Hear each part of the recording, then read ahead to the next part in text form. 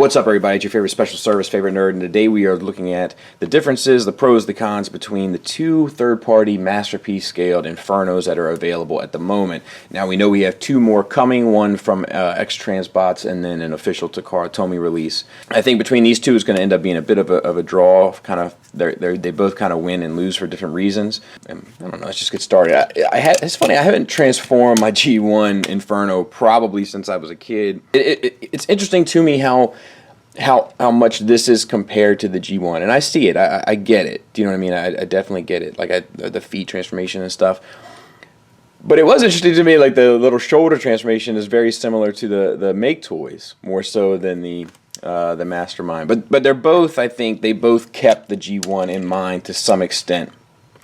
So let's talk about these guys. Now, a lot of this comes down to sensibilities, and you know, it's interesting because I haven't put my hands on this guy since, you know, I've reviewed him and stuff, and it's interesting what you forget and what you need a reminder on. But there is an element to his transformation that's a bit frustrating in this end, trying to get everything lined up just right. And then there's an element here that's frustrating with sliding bits and stuff. But overall, they're both, you know, they both kind of follow the same format where the bottom part flips down, the top part flips up, and kind of gets it from there. There's also like an ongoing theme that you can see almost straight away here. And it's not that one is better than the other in this regard. It's just a matter of personal preference. There's a lot more sculpt detail on this one than there is on this one. But I don't think that's because of skill of the designers or sculptors or molders or anything. I think it's obviously a choice. I think that Maketoys goes with a more sculpted, detailed style, and I think that MMC also does that at times. But with their Ocular Max, they're trying to make it as clean as possible, and that's just a preference thing. And you know, to be honest with you, man, like I find myself split on that down the middle. Like sometimes I really prefer the very detailed, very sculpt work, line work kind of style of like a Warbitron, and then other times I really appreciate like the clean cut, very G1 cartoon accurate, but kind of with modern proportions. Take that, you know, like the new Takara Inferno is looking like it's going to be, but that's a separate thing. But I definitely think that it's a choice, right? Like it's a definite design choice that they're making. So on this one, a lot of plain stuff. You got the chrome, which does look good, and I'll tell you one thing that this does better than the other, and I think it's maybe the only thing that this does better than the other in this mode is the diamond plating is a chrome. And that looks really cool, and it looks very real world, whereas the diamond plating here is like a white plastic, and it's a different choice. Like they both kind of are sculpted very similarly. It's not that one is better in that regard. It's just that the chrome ends up looking, you know, it gives it more of a real world look. Now, outside of that, the thing that throws people off, or at least me, I should say, is that otherwise this has a more real world look fire truck than this by far. You know, a fire truck with a ladder that's this short. I mean, it's not. You know what I mean? It's just not the longest unit, so to speak. Whereas this one,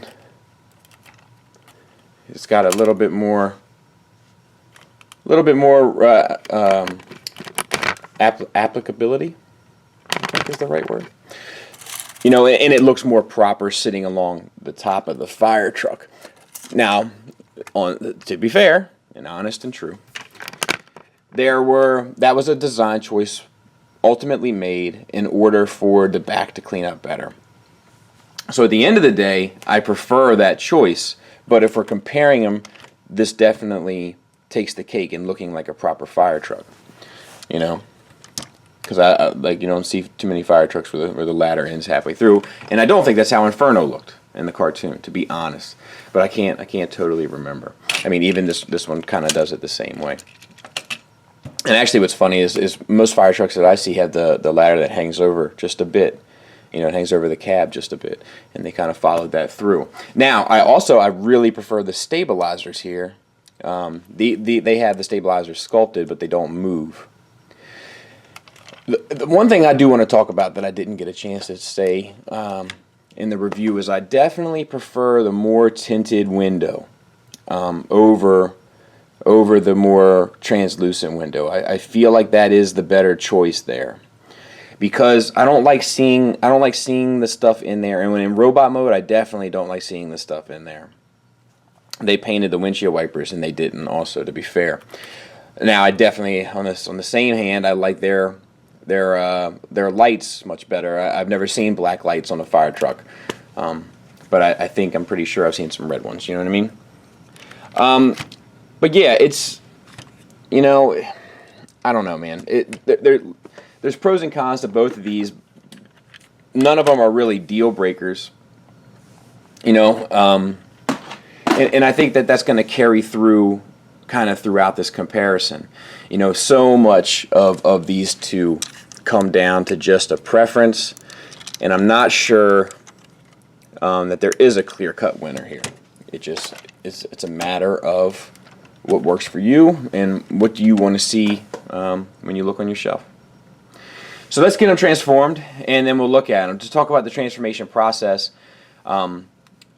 I feel like there's more to this one, so if you like a more involved transformation, you may appreciate this more. But going to robot mode, this one is fine, no problems. Going back to truck mode, this area here can be a bit challenging. Making sure the arm plugs into there and all this stuff lines up properly, and that this panel is as straight as it can be, and that doesn't get in the way of the wheels, because it's easy, it's hard to explain, but it's easy for this to be a little cattywampus and the wheels not to move very easily. And then to get this to plug in and this to plug in. That's one of Maketoys, that's one of my big criticisms of Maketoys, especially with their masterpiece stuff, is in the end, the amount of stuff that most of their figures require for you to have lined up and tabbed in together at one time. I would like to see them simplify that a bit more, but I think they like a more involved, like a more precise transformation. So I'm not sure that they'll ever change that. But I personally would like them to. Now this one, and like I said, going to robot mode, not a problem. Getting back to truck mode, you got to be on your A game. Now this one is pretty much straightforward. The only thing that bothers me about this are some of the sliding pieces. There's a number of sliding pieces. The shoulders slide on a bar to get up in there. This slides back in there. And then, you know, even this, which is a gimmick for sure. It's not part of the transformation, but that sliding piece there is just not the best. The sliding pieces are a difficult thing to do because the tolerance has to be right in order for it to move freely, but it can't move too freely or it'll be flying out all over the place. So it's a struggle. I'm not a fan of it. Most of the time. Every now and then it's done right, but most of the time I'm not a fan. And this is, you know, like all that stuff gets on tab too while you're messing with it. I think that I said that in my review of him, but for the most part, this transformation, both front and back, is far more straightforward and kind of easier to accomplish. So if you like an easier transformation that's not as meticulous as the Maketoys one, then go this route. But that is one of the things that I've learned in talking to people and answering YouTube comments and stuff, is that there's some people out there that want it to be like bring it on, bring on the complicated stuff. I want to sit down, I really want to dig into this. And then there's other people that are like, look, man, I just want to get to both modes as quickly as possible. So personal preference once again raises its ugly head. Let's continue. How those transformations coming, Joe? Hey man, you can do your own transformations. You don't need me to do all this off-camera transformation for you. Look how many mistakes I make when I do it on camera. What they don't know won't hurt them. You just go back to working away. It's a team effort. Okay, so here are their guns. This is the MMC one, and I kind of like this one. This one is the Maketoys one. It's funny. I like the finish on this, even though the red paint gets out of the lines there. I like the kind of look of this better. This looks very plain, but I like the sculpt of this better.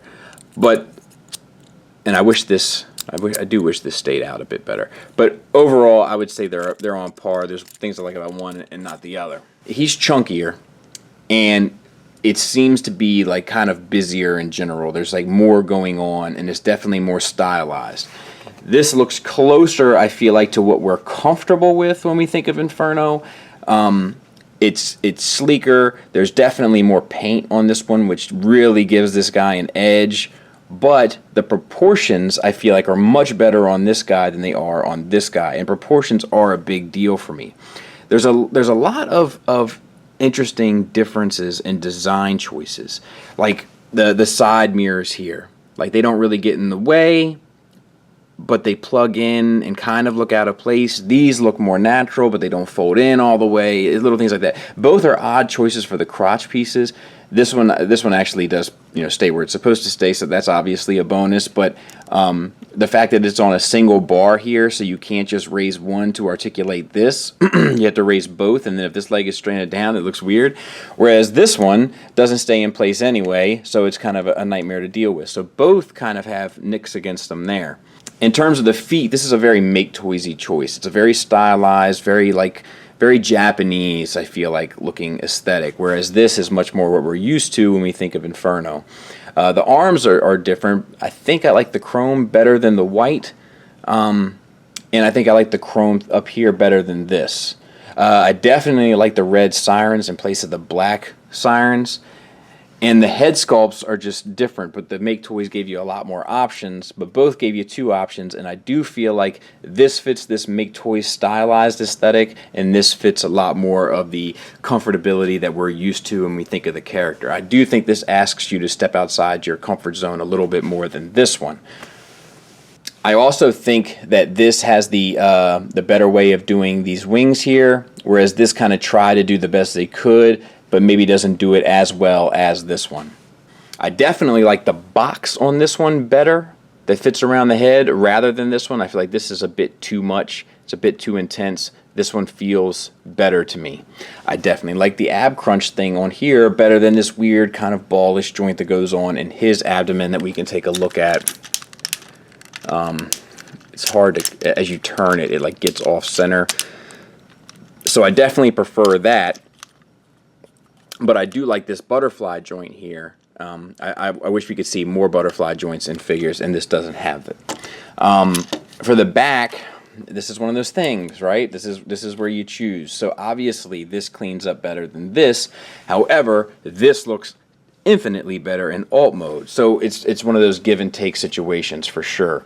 This fills in more. This leaves a bit more open, so there's that as well. Articulation wise, we'll just run through it real quick. We got ratchets around biceps, double joints. Ratchets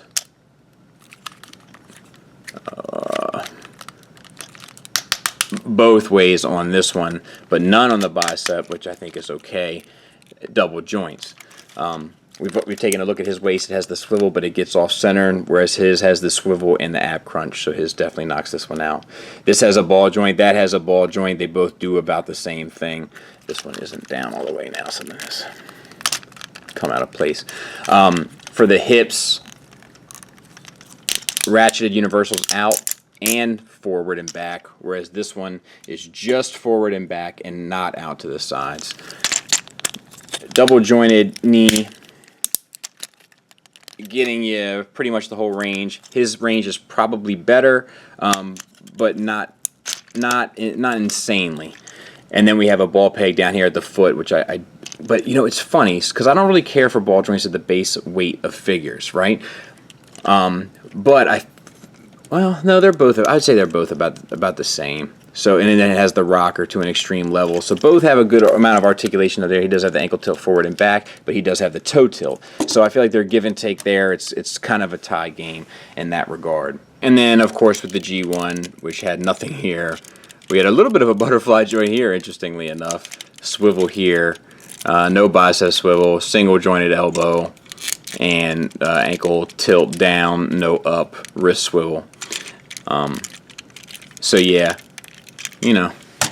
It's interesting though, like, just to kind of close it out, final thoughts wise, it's just interesting how far we've come, and it's interesting to see so many options and to see credible options, and there's no real bad choice here. It just comes down to what you like better. There's issues with both. There's bonuses to both.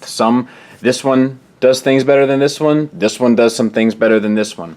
This one was $100. This one was around $130, but a lot of it was donated to Red Cross for families dislocated during the Canadian wildland fires. So there's good and bad on both ends, and it's hard to really say there's a clear-cut winner, because I'm not sure that there is. There's elements that I like about both, and it's just kind of come down to your preference on this one. This one's way too hard to tell. I feel as though proportion-wise I like this guy a lot better, but I feel like this guy's a lot more accurate to the design of the character. However, this is more accurate to the kind of Maketoys motif, so it's give and take, man. I think the beautiful thing about all this is that this keeps coming undone for me. I'm not sure what's going on there. But the great thing about all this, that I don't know if we always realize how fortunate we are, but I can't think of too many lines or franchises that I'm collecting personally where there's 2 and then possibly 2 more for a total of 4 decent to great options for one single character, and probably all within the same price range, that 1 to 150 price range. So I think we need to realize as collectors just how fortunate we are. Once again, just to reiterate, everything that I like about one over the other is a nitpick or criticism of the opposite. So I can't really tell you which one to go with, but I can tell you it's probably worth waiting to see how all your options shake out before you commit. Unless, of course, they're still doing the donation thing, in which case it's always good to donate money. Thanks for listening. Thanks for watching. Until next time, take care.